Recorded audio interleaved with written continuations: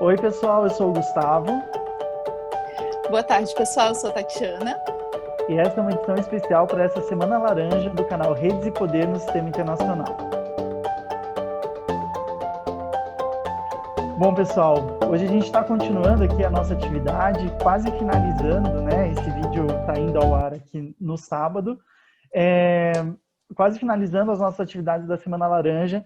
E justamente nesse finzinho eu não poderia contar com uma honra maior do que receber a professora Tatiana Vargas Maia, né, uma colega aí, amiga de Twitter, amiga de discussões, de debates que a gente vem fazendo aí sobre a área de relações internacionais. Então, Tati, eu já te agradeço muito pela tua presença aqui e queria que você se apresentasse para o pessoal que está assistindo aqui o canal, qual a tua formação, quais foram os teus caminhos até agora nessa nossa área de RI aí. Perfeito. Muito obrigada, Gustavo. É uma honra poder participar de um projeto tão importante, tão bacana. Eu fico muito feliz com o convite e fico feliz de poder finalmente conversar contigo, né? A gente Pois já está é. ensaiando essa conversa há muito tempo e agora a gente está conseguindo fazê-la. Bom, pessoal, para quem não me conhece, eu sou Tatiana Vargas Maia, sou professora e coordenadora do curso de Relações Internacionais da Universidade La Salle, que fica no Rio Grande do Sul. E eu tenho uma trajetória acadêmica que eu digo que às vezes ela é um pouco estranha, assim, ela é muito espalhada. A gente, por vezes, discute, quando está discutindo formação, quando está discutindo Lattes, que nós temos dois estilos, né? Tanto a Débora Diniz e a Karina Kushnir falam disso muito bem, que é, às vezes nós temos pessoas que são muito coerentes na sua formação, que fazem a formação numa mesma área, com o mesmo tema, desenvolvendo esse tema ao longo de graduação, mestrado, doutorado. E tem pessoas como eu, que acabam indo para vários cantos, assim, e tentando pensar temas, problemas, teorias com perspectivas diversas. Eu nunca planejei ser assim, mas eu acho que isso vem um pouco, digamos assim, das minhas ambições iniciais e do local geográfico que eu estava. Eu acho que a gente às vezes fala pouco disso, de como o contexto no qual a gente está inserido também condiciona as nossas escolhas. Então eu sempre soube que eu queria estudar relações internacionais. Mas lá no início do século XXI, quando eu estava entrando na universidade, eram pouquíssimos os cursos de relações internacionais que existiam no sul do país. Na verdade, não existia nenhum na época. O nosso curso na Universidade de La Salle vai ser o primeiro curso de Relações Internacionais no Rio Grande do Sul, e ele é fundado apenas em 2003, quando eu já estava praticamente terminando a minha graduação. O curso da Universidade Federal vem logo depois, e hoje em dia a gente tem muitos outros cursos, né? É um curso que ganhou bastante atração e que se proliferou no estado do Rio Grande do Sul. Mas eu, querendo estudar política internacional, não tinha a escolha de fazer uma graduação em relações internacionais. Então, pesquisando, decidindo, eu acabei adotando e cursando duas graduações diferentes. Eu sou bacharela em História e eu sou bacharela em Ciências Sociais, que, ao meu ver, naquela época, eram os cursos que iam me aproximar da discussão que eu queria fazer, que era pensar história contemporânea, de uma perspectiva global, e que era pensar, afinal de contas, política internacional. Depois disso, quando eu me graduei, então, nós já tínhamos o mestrado em Relações Internacionais, que participava do programa Santiago Dantas, aqui no Rio Grande do Sul. E eu participei, eu sou da terceira turma desse mestrado. E aí sim eu me aproximei da área das relações internacionais. Mas é curioso pensar nisso, eu estou num momento, assim, Gustavo, de pensar todas essas questões. Eu acho que a gente passa por essas fases, né? A gente vai se avaliando o campo. E eu ainda acho que lá em 2004, quando eu entrei no mestrado, o campo de relações internacionais no Brasil ele era pouco amadurecido. E ele tinha uma característica que eu acho que nós conseguimos superar em grande medida, que ainda que a gente tem algumas tensões residuais, que é pensar que relações internacionais é um campo que vai para além do amálgama de disciplinas de outros campos que discutem o internacional. Eu acho que naquele momento a gente ainda tinha muito uma perspectiva de que bastava fazer uma cadeira de economia internacional, outra de direito internacional, outra de, sei lá, geografia política, e que a gente juntava isso e saía um internacionalista. Sim. Hoje em dia eu olho para o campo, para o nosso campo, e eu fico muito feliz de perceber que a gente avançou nas nossas discussões, que são epistemológicas, metodológicas, teóricas, inclusive temáticas, para conseguir ter uma coerência maior para o que a gente fala, do que a gente fala quando a gente fala de relações internacionais. Só que, é claro, eu acho que nós continuamos, e eu não acho isso uma coisa ruim, nós continuamos lidando com uma interdisciplinaridade muito grande. Uhum. E eu me vejo como uma pessoa profundamente interdisciplinar. Porque então, depois do mestrado, eu resolvi que eu faria um doutorado. E eu Uhum. voltei, então, para a ciência política.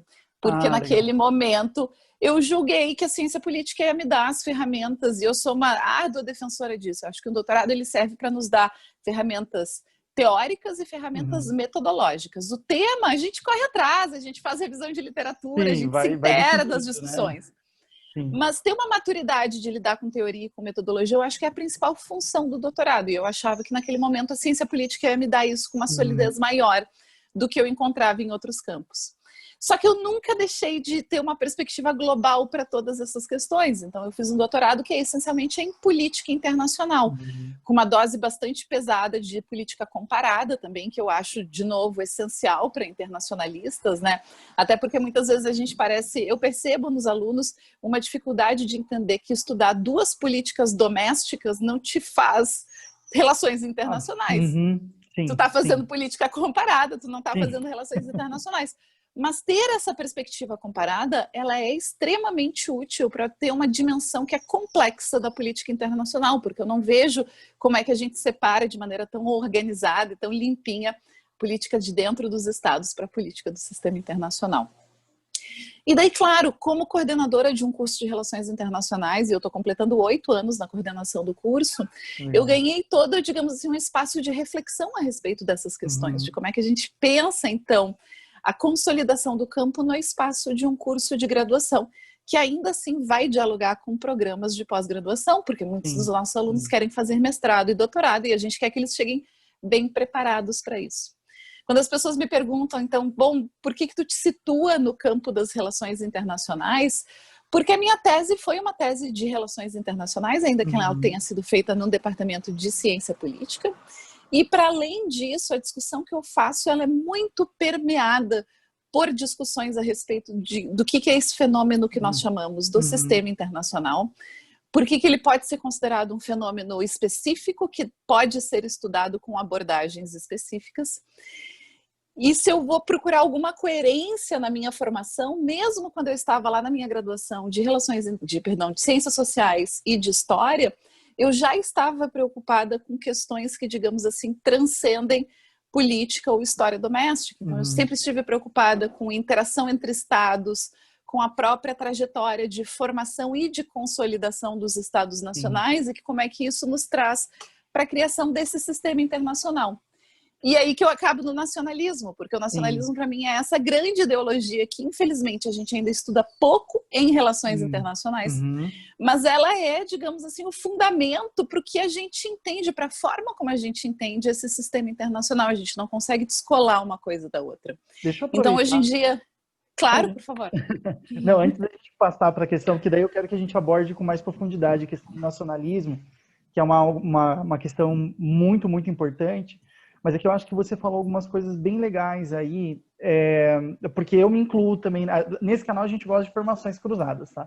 Então, a gente adora gente que tem informações coerentes, né? Mas mesmo eu me formei em RI, meu mestrado, doutorado na geografia, né, aproximando, e eu acho que tem uma questão muito interessante que acho que as nossas alunas estão empreendendo muito, eu vejo mais do que Uhum. alunos, que são essas gerações acadêmicas, né? Porque agora a gente tem formados em RI fazendo mestrado nas outras áreas Uhum. e vice-versa, né? Então agora a gente tem, eu lembro, eu tive aula com advogados, economistas, geógrafos e tal, e agora os meus antigos alunos já tinham aula com o pessoal formado em RI, não era uma exceção, não era uma coisa estranha e tal, isso eu acho muito legal, assim.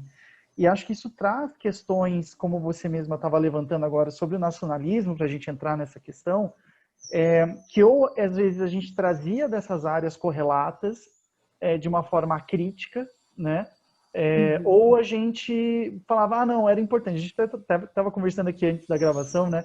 A própria questão dos nacionalismos, todo mundo acha que é muito importante, mas a gente não Uhum. debate eles, né? Ou seja, eles existiram, foram relevantes, mas tá, e aí? Qual que é o papel de ser um Estado nacional? Né? Tem todo um debate aí por mais. Eu queria que você aprofundasse com a gente aqui um pouquinho mais a questão do nacionalismo como ideologia política. Perfeito. Pois é, eu até tinha brincado contigo antes da gente começar a gravação, né, que uma das coisas que me motiva a continuar estudando e insistindo no tema do nacionalismo nas relações internacionais é que eu estou de fato convencida que o nacionalismo é uma ideologia que é fundamental para a gente entender não apenas a evolução histórica e a composição histórica das relações internacionais e do sistema internacional, mas para compreender fenômenos contemporâneos também. E eu tenho pessoas que concordam comigo, que, digamos assim, são bastiões do campo, né? O Stephen Walt é um que vai dizer. Ele diz que o nacionalismo é a força política mais importante do mundo. Como é que a gente ignora esse nacionalismo? E ele fala disso olhando para a China contemporânea, por exemplo. Eu acho que a gente ainda cai num erro que a gente naturaliza a ideia de nacionalismo dentro das relações internacionais. Essa é uma crítica que eu tenho avançado. A gente tem falado desde a década de 90 em processos, digamos assim, teorias que focalizam e que elaboram processos de construção social, né? Então a gente não vai falar só do construtivismo, mas a gente vai falar de todas as teorias que entram naquele guarda-chuva do pós-estruturalismo nas relações internacionais. Teorias feministas, teorias decoloniais e por aí vai. Mas eu acho que ainda a gente falta fazer esse movimento de desnaturalizar, inclusive, o papel que o nacionalismo assume nas nossas narrativas.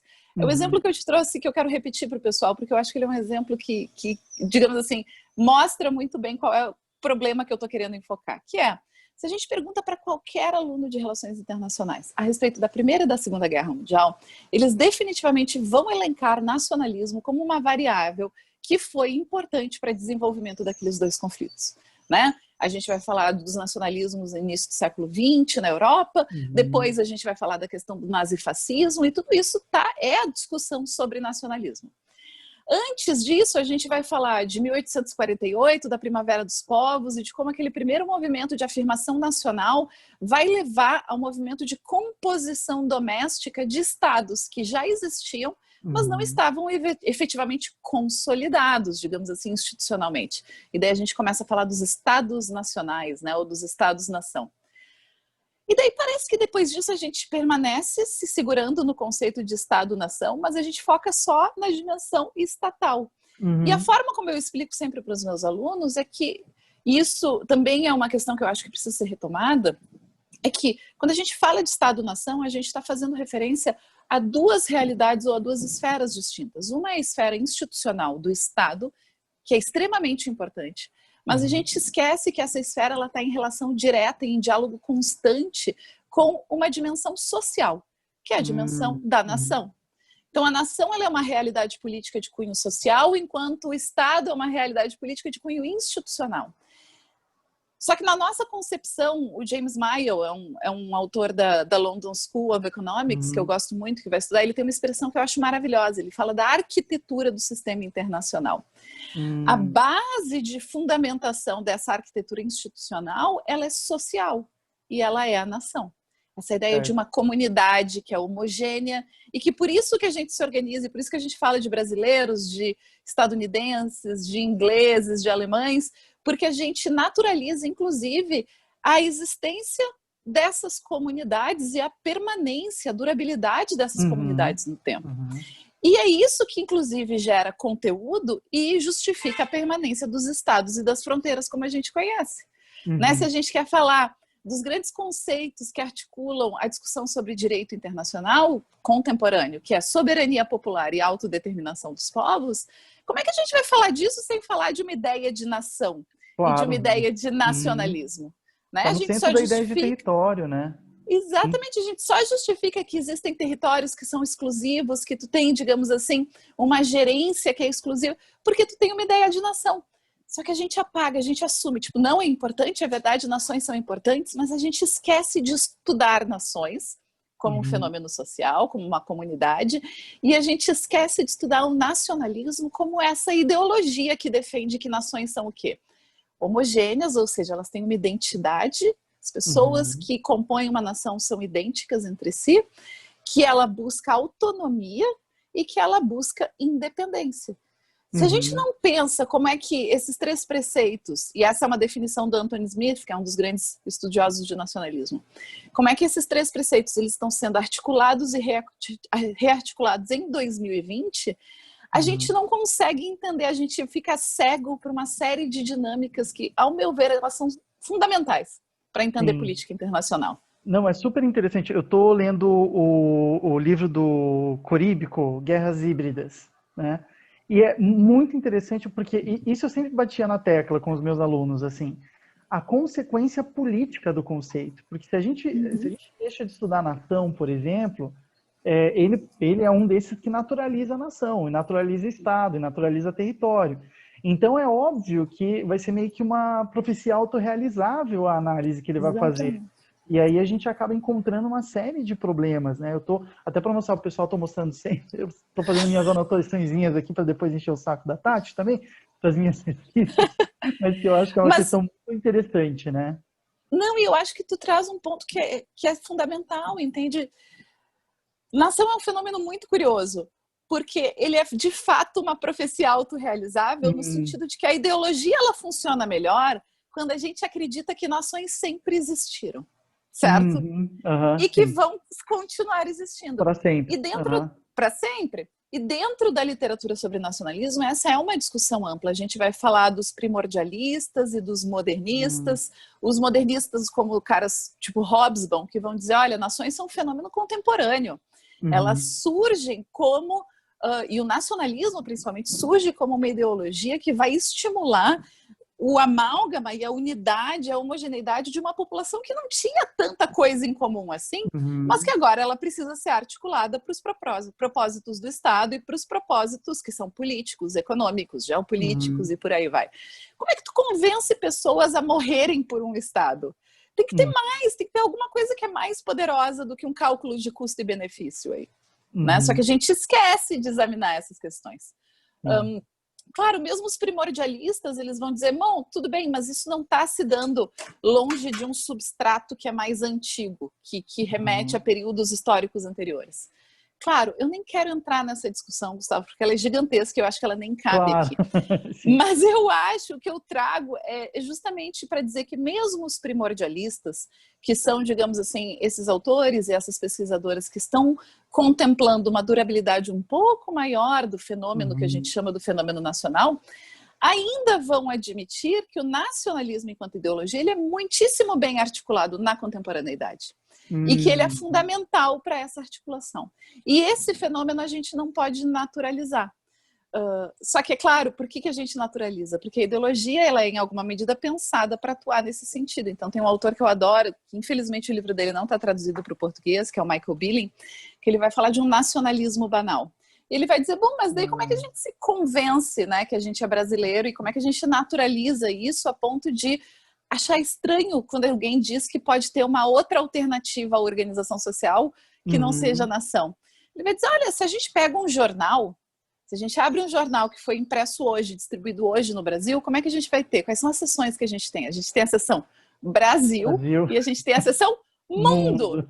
Então, o que isso está operando? Está operando uma naturalização da ideia de que o Brasil existe num lugar chamado Mundo e que ele vai continuar existindo e que ele tem, além disso, uma relevância especial. E daí, claro, o Billing ele vai ter uma pesquisa maravilhosa, porque ele vai pensar em termos de esportes, ele vai pensar em termos de forças armadas, ele vai pensar em termos de escola, e de como a gente tem todos esses processos e instituições que vão, sim, naturalizando a ideia e a ideologia da nação. Agora, não é bem porque... interessante. Agora, não é porque, e essa é a minha encrenca, que a ideologia do nacionalismo é naturalizada na sociedade, que nós, professoras e professores e pesquisadores de relações internacionais, precisamos ou podemos cair no mesmo erro. Pelo contrário, a gente tem que cutucar as coisas. A gente faz um processo de desnaturalizar tudo, né? A gente está gravando esse vídeo para falar sobre questões de machismo, misoginia e patriarcado e as consequências que são muito violentas e muito reais para a vida de milhares de mulheres e pessoas ao redor do mundo todos os dias. Isso é um processo de desnaturalização. Porque a resposta, quando a gente tenta desnaturalizar, qual é? E todos nós já ouvimos. Mas sempre foi assim? Por que você quer que seja diferente? Sim. Então, a minha encrenca com, digamos assim, com o lugar do nacionalismo nas relações internacionais é que eu acho que o campo da RI ainda cai nessa falácia de naturalizar o nacionalismo. Não é nem que ele não dê importância, mas ele naturaliza. e nisso ele apaga um fenômeno que é complexo, que é cheio de nuance e que está empurrando um monte de processo e um monte de coisa que a gente está estudando. E muitas questões importantes, né? Putz, você colocou aí um monte de coisa legal. Até na própria formação da subjetividade do internacionalista, que geralmente é a pessoa que vê a seção mundo do jornal, né? Ou seja, tem muito isso, né? Enfim, nas trajetórias subjetivas e tal, e isso gera meio que também, inclusive, uma... Eu lembro que os meus amigos historiadores, por sorte tenho vários meus melhores amigos são historiadores, então eles estão sempre aqui no meu ouvido. Então, assim, que a gente em RI, às vezes, porque a gente representa países em simulações de ONU e que tais, a gente tem essa tendência em naturalizar jeitos, em estereotipar. Sei lá, os britânicos são assim, os franceses são assim, os alemães são assim, de uma forma até que se pretende meio descolada, mas na verdade é uma naturalização, né, que traz consequências na análise mesmo que a gente for fazer, né, por exemplo, essa constatação de que o Putin é um ditador, quando para os russos ele é muito mais parecido com a Merkel do que com um ditador sanguinário e tudo mais, né? Acho que é bem interessante isso. Mas você levantou a bola e o motivo da gente estar aqui, né, na Semana Laranja, que são as questões de gênero. E geralmente a gente atribui as questões de gênero a violências mais atuais, né, mais imediatas, mais práticas. Como que a gente pode pensar as questões de gênero relacionadas ao nacionalismo, Tati? Essa é uma discussão que eu adoro, Gustavo. Eu Que bom. adoro porque dentro da literatura sobre nacionalismo, eu acho que a discussão mais efervescente, mais interessante, ela está sendo desenvolvida por teóricas e pesquisadoras que são feministas e que se dedicam ao tema do nacionalismo. E eu acho que essa perspectiva, apesar dela não ser ainda muito, digamos assim, difundida a respeito de como a gente fala de questões de gênero, eu acho que ela nos dá uma perspectiva interessante, um ponto de vista que enriquece e que até explica algumas, digamos assim, por que algumas questões são tão difíceis, né?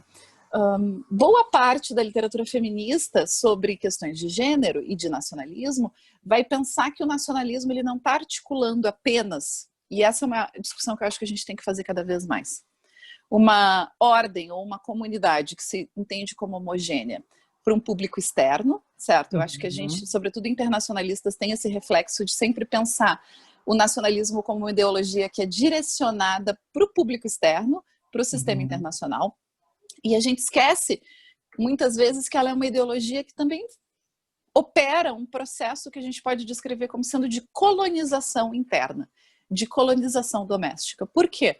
Eu já disse isso rapidamente, mas eu acho que vale a pena retomar. E a gente vai falar de nacionalismo como um esforço. A ideologia nacionalista ela tem um esforço de homogeneização.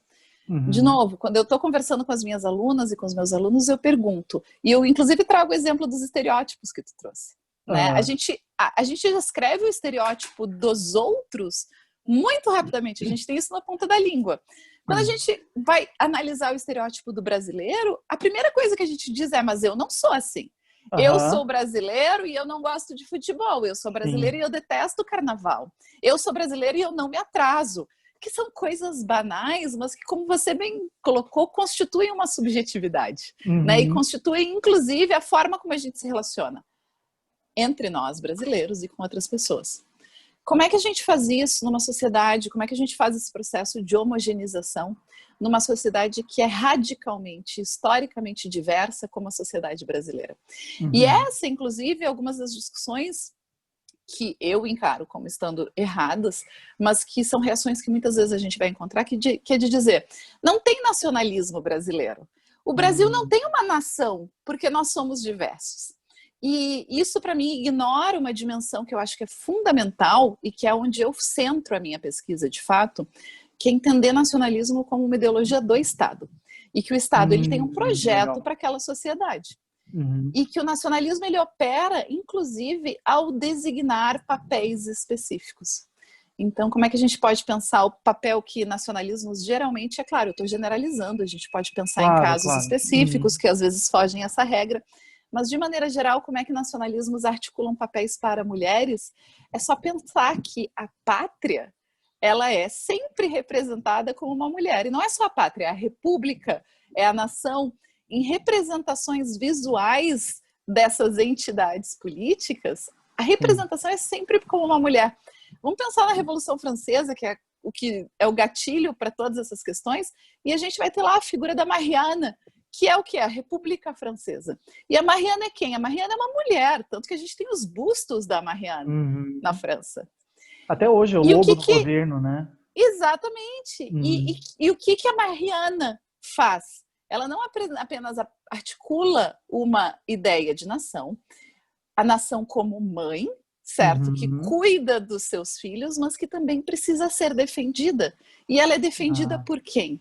Ela é defendida por homens, bravos soldados, homens, e a gente sabe que as Forças Armadas, ainda que isso esteja mudando, são essencialmente masculinas, que defendem a nação. Então, quando a gente começa a analisar discursos nacionalistas, pode ser uma coisa que não pula às vistas, mas se a gente presta atenção, a gente vai perceber que tem toda uma articulação a respeito de funções e papéis sociais para mulheres, funções e papéis sociais para homens, que provocam, então, pelo menos tentam provocar, essa homogeneização do nosso espaço doméstico, uma organização desse espaço doméstico. Isso vai refletir em 1 milhão de coisas, vai refletir, inclusive, e é um tema do qual eu tenho me ocupado especificamente, em questões de direitos reprodutivos para mulheres. E daí a gente pode pensar, e existem exemplos ao redor do mundo inteiro, mas uma das, digamos assim, dos grandes argumentos contra a efetivação de direitos reprodutivos é que a gente sabe, tu sabe melhor do que eu, como geógrafo que está estudando questões de política internacional, como o tamanho da população é uma variável essencial para mensuração e para articulação de poder no Estado, no sistema internacional. Na verdade, a gente olha para a China... ideológica dos governantes, né? Nem que não seja real, mas para eles as decisões são formadas nisso, né? E isso leva ao quê? A pensar que o que acontece se mulheres podem decidir se elas querem ou não ter filhos, se elas querem ou não interromper suas gravidezes. Isso pode levar a uma queda populacional que, como tu bem disse, para pessoas que estão, líderes que estão em lugares de tomar decisão em âmbito estatal, vão entender isso como um enfraquecimento da posição relativa do Estado, porque se a gente tem uma população menor, a gente tem uma população que é menor também para o trabalho industrial e para a produção econômica, mas também para o trabalho de defesa. Não é verdade? Tu reduz o tamanho, digamos assim, do teu universo do qual tu extrai recursos, e população, no jeito que a gente fala classicamente nas relações internacionais, é um dos recursos de poder do Estado. Nacionalismo articula isso imediatamente, entende? Daí, e a gente começa a ver, então, a articulação de diferentes ideologias, que tu bem colocou, é uma ideologia que também, essa questão da população, ela é uma ideologia que ocupa o imaginário de decisores. Talvez não seja nem verdade, mas ela opera um papel importante em termos de configuração de espaços de poder e de decisões. E daí ela se associa à ideologia do nacionalismo para reforçar e dizer: na verdade, boas mulheres que são nacionalistas e que estão ocupadas com o bem-estar da nação, elas vão ser o quê? Elas serão mães, elas assumirão mas um trabalho do cuidado e o trabalho reprodutivo. Claro, de novo, não quero super me estender, a gente está jogando aqui ideias e drops para deixar o pessoal mais curioso. Mas o nacionalismo vai sim articular toda, digamos assim, uma dimensão de papéis de gênero. E tem um historiador alemão que faz uma pesquisa, é o Moss, George Moss. Ele faz uma pesquisa maravilhosa para pensar sobre questões de nacionalismo e, claro, sexualidade. E daí a gente vai ver que ele ultrapassa a dimensão de consideração apenas homem e mulher em uma perspectiva bastante heteronormativa, mas ele vai afetar, inclusive, a questão de populações não heterossexuais dentro do Estado. E a gente pode pensar, por que Forças Armadas, durante tanto tempo, bloquearam o acesso de pessoas não heterossexuais aos seus quadros? Aos rankings, né? Sim. Exatamente, porque a gente está articulando todas essas instituições, elas são, de novo, o substrato dela é um substrato de ideologia nacional, da nação. E elas, então, bebem nessa fonte, inclusive no que significa pensar gênero e sexualidade em uma dimensão coletiva e não apenas individualizada. Não, é muito legal. Assim, o professor Antônio Carlos Robert Moraes tem o conceito de ideologias geográficas, que é justamente essa formação de uma ideia dos governantes sobre o território, não uma realidade, né? E isso vai impactar, eu acho muito interessante você trazer isso, porque isso impacta de uma forma estruturante, né? É a lei Exatamente. que sai de uma forma meio que só leva em conta. A gente estava conversando no começo da semana, saiu o vídeo da professora Thais Pinhata, e ela estava falando isso com relação às mulheres negras, ou seja, às vezes sai uma lei que não Uhum, considera a situação das mulheres, porque, por exemplo, põe um ginecologista pago uhum, pelo SUS, mas não põe a mamografia. E uhum, mesmo em havendo um ginecologista, você vai ter um tamanho, um período de consulta, né? A quantidade de tempo que o médico passa com a paciente é 3 vezes maior se a paciente é branca do que se ela for negra. Por consequência, você tem um número uhum. muito maior de casos de câncer de mama em mulheres Entre negras. mulheres negras.